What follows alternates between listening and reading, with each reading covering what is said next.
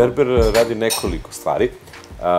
Prva i osnovna je brijanje, zatim trimovanje brade, sređivanje brade, pravljenje forme brade, održavanje te forme, takođe je posao berbera.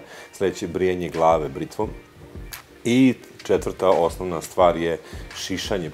Ono što postoji na licu kao trenutno stanje se dovodi do neke forme. Postoji nepisano pravilo, ono što postoji na licu da je dobro, to ostaje, ono što je slabo, to skidamo ili se nastavlja puštanje i formiranje. Po principu žive ograde, skulpture.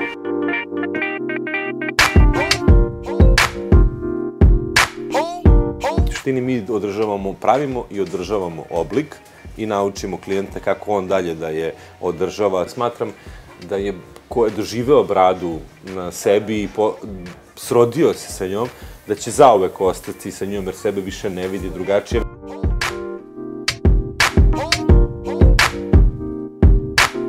Često se dešava da otac sa sinom dođe i to je još jedan ritual koji će se prenositi generacijama i koji smo mi imali kad smo bili mali, koga se sećamo i dalje.